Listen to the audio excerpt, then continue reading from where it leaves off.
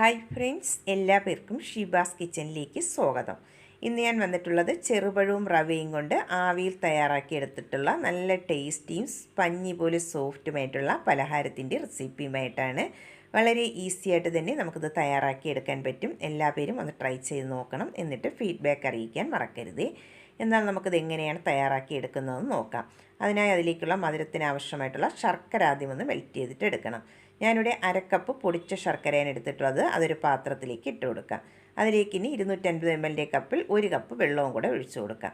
ഇനി നമുക്ക് നന്നായിട്ട് ഇനി ശർക്കര ഒന്ന് മിക്സ് ചെയ്ത് നന്നായിട്ട് തിളപ്പിച്ച് ഇതൊന്ന് മെൽറ്റാക്കിയിട്ട് എടുക്കാം. ശർക്കര ഇപ്പോൾ നന്നായിട്ട് തന്നെ ഒന്ന് തിളച്ച് മെൽറ്റായി വന്നിട്ടുണ്ട്. കല്ലുള്ള ശർക്കരയാണെങ്കിൽ അരിച്ചിട്ട് വേണം എടുക്കാനായിട്ട്. ഞാനിവിടെ കല്ലില്ലാത്ത ശർക്കരയാണ് എടുത്തിട്ടുള്ളത്.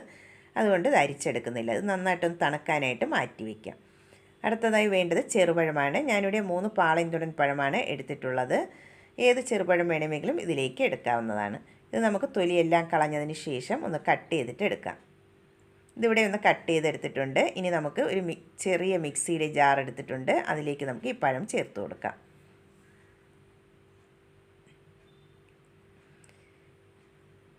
ഇനി നമുക്ക് നന്നായിട്ട് തന്നെ അരച്ചിട്ടെടുക്കാം. ഒട്ടും വെള്ളമൊന്നും ചേർക്കേണ്ട ആവശ്യമില്ല. അല്ലാതെ തന്നെ നന്നായിട്ടൊന്ന് അരച്ചിട്ടെടുക്കണം. ഇതിവിടെ നന്നായിട്ടൊന്ന് അരച്ചെടുത്തിട്ടുണ്ട്. അത് നമുക്ക് മാറ്റി വയ്ക്കാം. ഇനി നമുക്ക് ഒരു ബൗളിലേക്ക് 1 കപ്പ് റവ ചേർത്ത് കൊടുക്കാം. റവ എടുക്കുമ്പോൾ വറുത്തതായിരുന്നാലും വറുക്കാത്തതായിരുന്നാലും ഏതായാലും കുഴപ്പമില്ല. ഞാനിവിടെ വറുത്ത റവയാണ് എടുത്തിട്ടുള്ളത്. 250 ml കപ്പിലാണ് റവ എടുത്തിട്ടുള്ളത്. ഇനി നമുക്ക് അരച്ച് വെച്ചിട്ടുള്ള ആ പഴത്തിൻ്റെ മിക്സ് ഫുള്ളായിട്ടും അതിലേക്ക് ചേർത്ത് കൊടുക്കാം. ഞാനിവിടെ പഴത്തിൻ്റെ മിക്സ് ഫുള്ളായിട്ടും ചേർത്ത് കൊടുത്തിട്ടുണ്ട്. ഇനി മധുരം ഒന്ന് ബാലൻസ് ചെയ്യാനായിട്ട് ഒരു 1/4 ടീസ്പൂണും താഴെ ഉപ്പും കൂടെ ചേർത്ത് കൊടുക്കാം.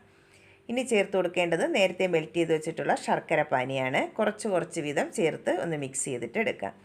ഒരുമിച്ച് ചേർത്ത് കൊടുക്കരുത്. പഴത്തിൻ്റെ മധുരമൊക്കെ നോക്കിയിട്ട് വേണം ശർക്കര പാനി ചേർത്ത് കൊടുക്കാനായിട്ട്. ശർക്കര പാനി നന്നായിട്ട് തണുത്തതിന് ശേഷം വേണം ചേർത്ത് കൊടുക്കാൻ.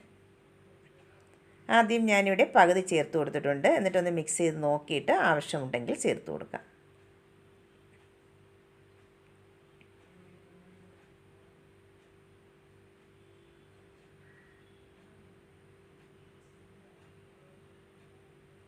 ഇതിപ്പോൾ ബാറ്റർ നല്ല തിക്കായിട്ടാണ് ഇരിക്കുന്നത്. ഞാനിതിലേക്ക് കുറച്ച് ശർക്കര പാനിയും കൂടെ ചേർത്ത് കൊടുക്കുന്നുണ്ട്. എന്നിട്ട് നന്നായിട്ട് ഇനി വീണ്ടും മിക്സ് ചെയ്തിട്ട് എടുക്കാം.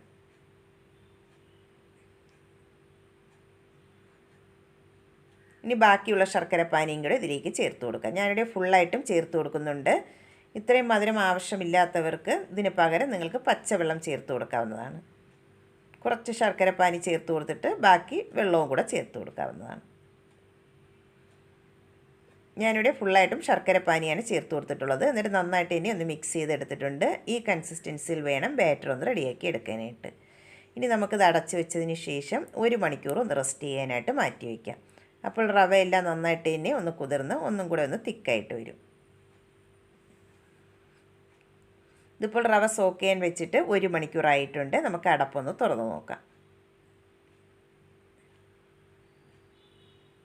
ഇതിപ്പോൾ റവയെല്ലാം ഒന്ന് കുതിർന്ന് ഒന്നും കൂടെ ഒന്ന് തിക്കായി വന്നിട്ടുണ്ട്. ഇനി ഇതിലേക്ക് വെള്ളമൊന്നും ചേർക്കേണ്ട ആവശ്യമില്ല. ഈ കൺസിസ്റ്റൻസിയിൽ വേണം ബാറ്റർ ഒന്ന് റെഡിയാക്കി എടുക്കാനായിട്ട്. കുറച്ച് തിക്കായിട്ടുള്ള ബാറ്റർ വേണം വേണ്ടത്. ഒരുപാടങ്ങ് ലൂസായി പോകാൻ പാടില്ല. ഇതുപോലെ വേണം റെഡിയാക്കി എടുക്കാൻ. ഇനി നമുക്ക് ലാസ്റ്റ് അതിലേക്ക് നല്ലൊരു ഫ്ലേവറിന് വേണ്ടി 1/2 ടീസ്പൂൺ ഏലക്കാപ്പൊടി കൂടെ ചേർത്ത് കൊടുക്കാം. അതിൻ്റെ കൂടെ തന്നെ ഒരു 1/4 ടീസ്പൂൺ ബേക്കിംഗ് സോഡയും കൂടെ ചേർത്ത് കൊടുക്കുന്നുണ്ട്. എന്നിട്ട് നന്നായിട്ട് തന്നെ മിക്സ് ചെയ്തിട്ടെടുക്കാം.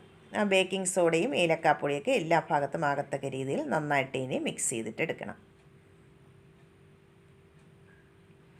ഇതിപ്പോൾ നന്നായിട്ട് ഇനി ഇവിടെ മിക്സ് ചെയ്തെടുത്തിട്ടുണ്ട്. പലഹാരത്തിനുള്ള ബാറ്റർ റെഡിയാക്കി എടുത്തിട്ടുണ്ട്. നമുക്കിനി ഇതെങ്ങനെയാണ് തയ്യാറാക്കി എടുക്കുന്നതെന്ന് നോക്കാം. ഞാനിവിടെ ഇതുപോലുള്ള ചെറിയ ബൗളുകളിലാണ് റെഡിയാക്കി എടുക്കുന്നത്. നിങ്ങൾക്ക് വേണമെങ്കിൽ വലിയൊരു സ്റ്റീൽ പ്ലേറ്റിൽ വേണമെങ്കിലും ഇത് റെഡിയാക്കി എടുക്കാവുന്നതാണ്. ഇതിലേക്ക് എല്ലാ ബൗളിലും ഞാനിവിടെ കുറച്ച് നെയ്യ് എല്ലാത്തിലും ഒന്ന് ബ്രഷ് ചെയ്തെടുത്തിട്ടുണ്ട്.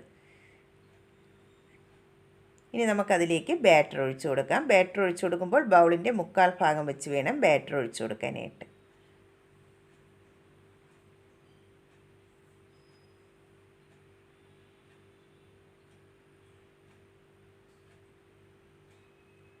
എല്ലാ ബൗളിലും ബാറ്റർ ഒഴിച്ചതിന് ശേഷം ഒന്ന് ടാപ്പ് ചെയ്തും കൂടെ എടുക്കാം. അതിൻ്റെ എയർ ബബിൾസൊക്കെ ഒന്ന് പോകാൻ വേണ്ടിയിട്ടാണ് ഇതുപോലെ ഒന്ന് ടാപ്പ് ചെയ്തിട്ട് എടുക്കണം. ഇനി നമ്മൾ ആവിയിലാണ് വേവിച്ചെടുക്കുന്നത്. അതിനായി സ്റ്റീമറിലേക്ക് വെള്ളം തിളപ്പിക്കാൻ വെച്ചിട്ടുണ്ടായിരുന്നു. വെള്ളം നന്നായിട്ട് ഇനി തിളച്ച് വന്നതിന് ശേഷം നമുക്ക് ഓരോന്നായി അതിലേക്ക് വെച്ച് കൊടുക്കാം.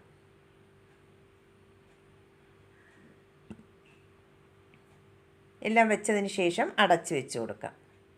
എന്നിട്ട് ഒരു 15 മിനിറ്റ് ഹൈ ഫ്ലെയിമിൽ വെച്ചിട്ട് ഇതൊന്ന് വേവിച്ചിട്ടെടുക്കാം.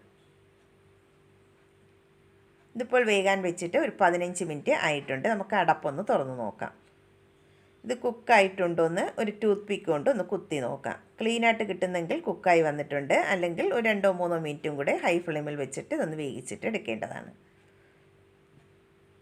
ഇതിപ്പോൾ നല്ല ക്ലീനായിട്ട് ഇനി കിട്ടിയിട്ടുണ്ട്. നന്നായിട്ട് ഇനി കുക്കായി വന്നിട്ടുണ്ട്. ഇനി നന്നായിട്ട് തണുത്തതിന് ശേഷം വേണം ഈ ബൗളിൽ നിന്നും മാറ്റിയെടുക്കാനായിട്ട്. ഇതിപ്പോൾ നന്നായിട്ടൊന്ന് തണുത്ത് വന്നിട്ടുണ്ട്. ഒരു സ്പാച്ചില കൊണ്ട് സൈഡെല്ലാം ഇതുപോലെ ഒന്ന് പിടിയിച്ചതിന് ശേഷം നമുക്ക് ജസ്റ്റ് ഒന്ന് കയ്യിലേക്കൊന്ന് തട്ടിയെടുത്താൽ മതിയാകും. ഈസി ആയിട്ട് തന്നെ ആ ബൗളിൽ നിന്ന് ഇളകിപ്പോരും. നല്ല പെർഫെക്റ്റ് ആയിട്ട് തന്നെ കിട്ടിയിട്ടുണ്ട്. നമുക്കിനി ഇത് പ്ലേറ്റിലേക്ക് മാറ്റി കൊടുക്കാം.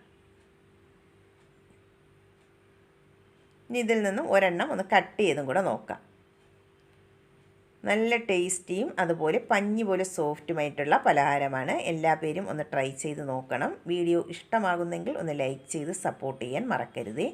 അതുപോലെ ആദ്യമായിട്ടാണ് കാണുന്നവരുണ്ടെങ്കിൽ പ്ലീസ് ഒന്ന് സബ്സ്ക്രൈബ് ചെയ്തും കൂടെ സപ്പോർട്ട് ചെയ്യണേ. പുതിയൊരു വീഡിയോയുമായി കാണുന്നവരെ താങ്ക്സ് ഫോർ വാച്ചിങ്.